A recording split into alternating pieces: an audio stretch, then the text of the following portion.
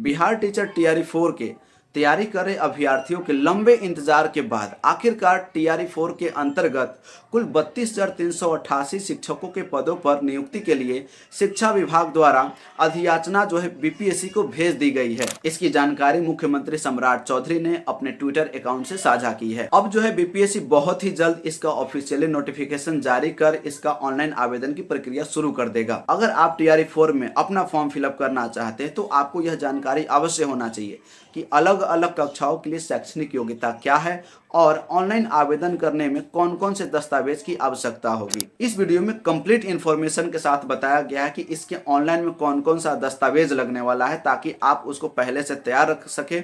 और संक्षेप में यह भी बताया गया है कि अलग अलग कक्षाओं के लिए शैक्षणिक योग्यता क्या है। अगर हम बात करें सीटेट पेपर और स्टेट पेपर को लेकर तो यहाँ पर लिखा हुआ है कि शिक्षा विभाग के अनुसूचित जाति एवं अनुसूचित जनजाति कल्याण विभाग के विद्यालय के कक्षा 1 से 5 के लिए सीटेट पेपर 1 अथवा बीटेट पेपर 1 इन दोनों में से कोई एक क्वालिफाई होना चाहिए। यहाँ पर एक बात समझना है कि एक सामान्य शिक्षा विभाग का स्कूल होता है जिसमें जनरल से लेकर के ओबीसी एससी एसटी सभी कैटेगरी के लोग उसमें स्टडी करते हैं, और दूसरा जो स्कूल है जिसमें अनुसूचित जाति एवं अनुसूचित जनजाति के ही बच्चे पढ़ते हैं। तो यहाँ पर दोनों स्कूलों के लिए बात किया जा रहा है। और दूसरा में है मध्य विद्यालय कक्षा 6 से 8 के अध्यापकों के लिए सीटेट पेपर 2 या बीटेट पेपर 2 क्वालिफाई होना चाहिए। और यहाँ पर तीसरा में है माध्यमिक विद्यालय कक्षा 9 से 10 के अध्यापकों एवं कक्षा 6 से 10 के अनुसूचित जाति एवं अनुसूचित जनजाति कल्याण विभाग, ये वाला स्कूल दूसरा स्कूल जो हो गया। यहाँ पर समझेंगे कि सामान्य शिक्षा विभाग जो हो गया 9 से 10 हो गया।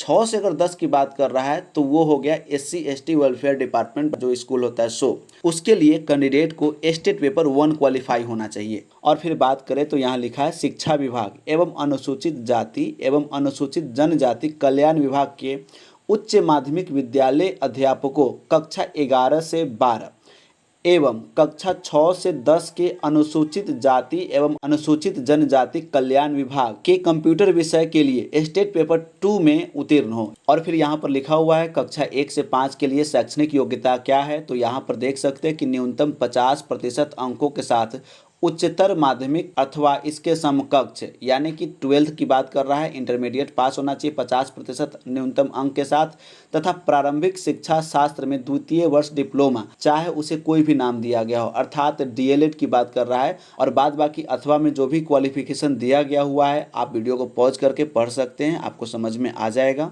एक बात यहाँ पर और ध्यान दें, जिन कैंडिडेट्स ने 18 महीने का अवधि का जो डीएलएड कर रखा था उसका जो है मान्यता रद्द कर दिया गया है। बात कर लेते हैं कक्षा 6 से कक्षा 8 तक के लिए।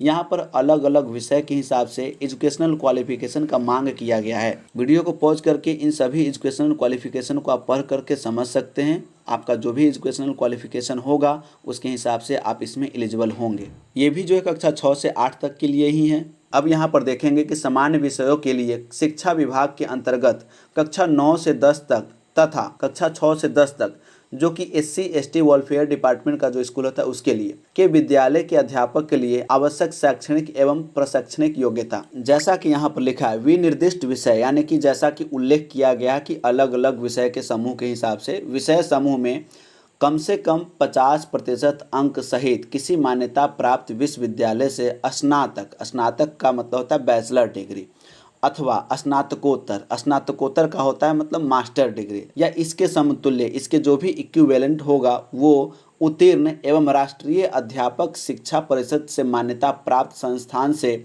शिक्षा में स्नातक अर्थात बीएड बैचलर इन एजुकेशन ये कंप्लीट होना चाहिए। वो जो है कक्षा 9 से 10 तक के लिए एलिजिबल होंगे। अगर अनुसूचित जाति एवं अनुसूचित जनजाति कल्याण विभाग के विद्यालय के कक्षा 6 से लेकर के 10 की भी बात करें तो उनके लिए यह एलिजिबिलिटी रखा गया है। और बाकी यहाँ पर अथवा में है, आप इसे पढ़ सकते हैं वीडियो को पॉज करके। ये शारीरिक शिक्षा विषय के लिए कक्षा 9 से 10 तक के लिए अध्यापक के लिए दिया है, और वही अनुसूचित जाति एवं अनुसूचित जनजाति कल्याण विभाग के कक्षा 6 से 10 तक के लिए जो है दिया गया हुआ है। यहाँ पर लिखा हुआ है कक्षा 9 से 10 तक एवं कक्षा 6 से 10 तक जो कि अनुसूचित जाति एवं अनुसूचित जनजाति कल्याण विभाग के विद्यालय अध्यापक के पद पर नियुक्ति हेतु विषय समूह निम्नवत होगा। यहाँ पर गणित विषय के लिए लिखा हुआ है कि इसमें स्नातक स्तर पर अर्थात ग्रेजुएशन लेवल पर गणित के साथ भौतिकी, इलेक्ट्रॉनिक्स, कंप्यूटर साइंस या रसायन विज्ञान या सांख्यिकी विषय में से कोई 2 विषय स्नातक स्तर पर पठित हो अथवा इंजीनियरिंग से स्नातक जिसमें गणित की विशेषज्ञता हो। यह नोटिफिकेशन टीआरई 3 से लिया गया हुआ है और टीआरई 3 में जिस प्रकार से अलग अलग कक्षाओं के लिए शैक्षणिक योग्यता रखा गया हुआ है, टीआरई 4 में भी बिल्कुल सेम टू सेम शैक्षणिक योग्यता रहने वाला है। इस नोटिफिकेशन का लिंक इस वीडियो के डिस्क्रिप्शन बॉक्स में भी दिया गया हुआ है। अधिक जानकारी के लिए इस नोटिफिकेशन को डाउनलोड करके आप पढ़ सकते हैं। एक इम्पोर्टेंट बात यहाँ पर और लिखा है, कंप्यूटर विज्ञान अर्थात कंप्यूटर साइंस विषय के अभ्यर्थियों के लिए बीएड की योग्यता अनिवार्य नहीं है, अर्थात कंप्यूटर साइंस टीचर के लिए जो फॉर्म फिलअप करेंगे उनको बीएड की योग्यता की कोई ज़रूरत नहीं है। तो अलग अलग कक्षाओं के लिए जो शैक्षणिक एवं प्रशैक्षणिक योग्यता रखा गया हुआ है उसका सर्टिफिकेट इसमें लगने वाला है। अगर कोई कैंडिडेट कक्षा 1 से 5 तक के लिए फॉर्म फिलअप करता है तो उसके लिए जो शैक्षणिक योग्यता रखा गया हुआ है उस शैक्षणिक योग्यता का जो सर्टिफिकेट होगा अर्थात 12th का जो सर्टिफिकेट होगा वो लगाना होगा।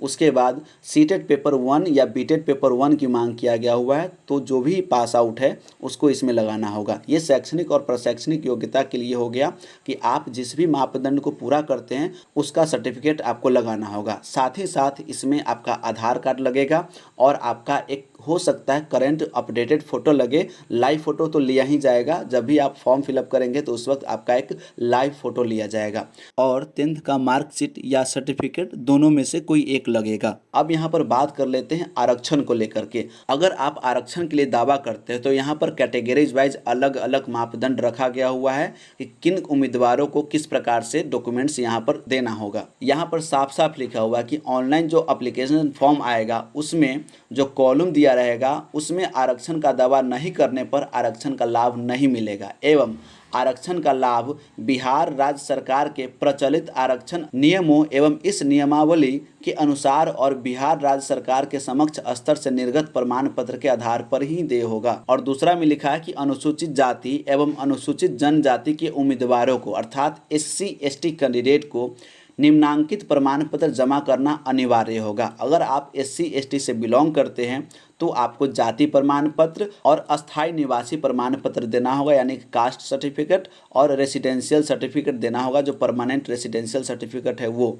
आगे ओबीसी कैंडिडेट के लिखा हुआ है कि पिछड़ा वर्ग एवं अत्यंत पिछड़ा वर्ग अर्थात BC और EBC के उम्मीदवारों को क्रीमी लेयर रहित अर्थात नॉन क्रीमी लेयर प्रमाण पत्र जमा करना अनिवार्य होगा। नॉन क्रीमी लेयर सर्टिफिकेट को लेकर के हमने एक अलग से वीडियो बनाया है जो हमारे चैनल पर उपलब्ध है। आप वहां से जाकर के इसके संबंध में अगर आपको कोई डाउट है तो उसे क्लियर कर सकते हैं। यहाँ पर लिखा है कि पिछड़ा वर्ग एवं अत्यंत पिछड़ा वर्ग की दशा में अपने अस्थायी निवास अंचल के राज्य सरकार द्वारा अंचल स्तर पर अधिसूचित अंचल अधिकारी या राजस्व अधिकारी द्वारा निर्गत क्रीमी लेयर रहित अर्थात नॉन क्रीमी लेयर प्रमाण पत्र मान्य होगा। अर्थात राज्य सरकार के स्तर पर जो NCL सर्टिफिकेट होता है वो इसमें देना होता है। उसके बाद अनुसूचित जाति अनुसूचित जनजाति की दशा में अपने अस्थायी निवास अंचल के राज्य सरकार द्वारा अधिसूचित अंचलाधिकारी या राजस्व अधिकारी द्वारा निर्गत अस्थायी निवास प्रमाण पत्र एवं जाति प्रमाण पत्र मान्य होगा, जो कि ऊपर भी लिखा हुआ है। यहाँ पर लिखा है कि आरक्षण का दावा करने वाली विवाहित महिलाओं का जाति या अस्थायी निवास या क्रीमी लेयर रहित यानी कि नॉन क्रीमी लेयर प्रमाण पत्र उनके पिता के नाम एवं पता से निर्गत होना चाहिए, न कि उनके पति के नाम से। यहाँ पर बहुत ही ध्यान देने वाली बात है। जाति के लिए तो सबको पता होता है कि जाति जो है मायके के एड्रेस से बनता है विवाहित महिला की स्थिति में। यहाँ पर अस्थायी निवास का भी बात किया हुआ है कि जो निवास प्रमाण पत्र होता है वो भी मायके का ही होना चाहिए और नॉन क्रीमी लेयर सर्टिफिकेट भी मायके का एड्रेस का ही होना चाहिए। जब सर्टिफिकेट आप बनाएंगे तो उस पर महिला का नाम और उसके पिता का नाम, मम्मी का नाम होना चाहिए, पति का नाम और अपने ससुराल का एड्रेस इस पर नहीं डालना है। इस बात का बहुत ही अच्छी तरह से आप ध्यान रखें। इस बात को ऐसा न समझे कि उनके पिता के नाम से सर्टिफिकेट जनरेट होना चाहिए। इस बात को ऐसा समझे कि नाम जो है कैंडिडेट का ही रहेगा, उस महिला उम्मीदवार का ही रहेगा, बस गार्जियन नाम में उनके पिता और माता के नाम होना चाहिए, न कि उसके पति का नाम होना चाहिए। और एड्रेस भी होना चाहिए, उसके पिता का एड्रेस होना चाहिए, न कि ससुराल का एड्रेस होना चाहिए विवाहित महिला की स्थिति में। और साथ में लिखा है कि उपर्युक्त आरक्षण संबंधी सभी प्रमाण पत्र सत्यापन के समय मूल रूप से प्रस्तुत नहीं करने पर आरक्षण का लाभ देय नहीं होगा। मतलब जो भी ऊपर ये डॉक्यूमेंट सब मांग किया गया हुआ है, जब डॉक्यूमेंट्स वेरिफिकेशन का समय होता है उस वक्त अगर आप ओरिजिनल प्रस्तुत नहीं करते हैं तो फिर आपको जो है आरक्षण का लाभ नहीं दिया जाएगा। और पिछड़ा वर्ग या अत्यंत पिछड़ा वर्ग के उम्मीदवार अगर क्रीमी लेयर रहित सर्टिफिकेट देता है तो जब आपका फॉर्म फिलअप स्टार्ट होता है उसके 1 साल के अंदर का आपका प्रमाण पत्र होना चाहिए, यानी कि करंटली 1 साल के अंदर का होना चाहिए। अगर उससे थोड़ा सा भी पीछे का देते हैं तो उस सर्टिफिकेट को मान्यता नहीं दिया जाएगा और आपको आरक्षण नहीं दिया जाएगा। इसलिए अपना non creamy layer certificate up to date रखें। जनरल कैटेगरी के कैंडिडेट अगर आर्थिक रूप से कमजोर है तो वो अपना EWS सर्टिफिकेट बनवाएंगे, जो कि स्टेट लेवल का बनाना होगा। उसको बना करके आप आरक्षण का लाभ ले सकते हैं। और यह भी ध्यान दें, जो नोटिफिकेशन में सर्टिफिकेट का वैधता दिया हुआ है उसके अनुरूप होना चाहिए, अर्थात 1 वर्ष के अंदर का होना चाहिए। बाकी अलग अलग कैटेगरी के लोग, जो भूतपूर्व सैनिक है, सरकारी सेवक की उम्र सीमा का छूट है, स्वतंत्रता सेनानी है, इस सब के लिए भी अगर आप पात्रता है तो उसके लिए भी आपको सर्टिफिकेट यहाँ पर आपको देना पड़ेगा। इस नोटिफिकेशन को आप पढ़ेंगे तो उस हिसाब से समझ में आ जाएगा और आप इस सर्टिफिकेट को तैयार रखें अपने अप्लाई करने के लिए। दिए गए नोटिफिकेशन में जो दस्तावेज का मांग किया गया हुआ है, जो सर्टिफिकेट का मांग किया गया है, अगर आप उसमें से एक भी कम रखते हैं तो आप अपने फॉर्म को पूरा नहीं कर पाएंगे और इस परीक्षा से वंचित हो जाएंगे। इसलिए समय रहते आप सभी डॉक्यूमेंट्स को तैयार करके रख लें ताकि समय आने पर किसी प्रकार का दिक्कत का सामना नहीं करना पड़े।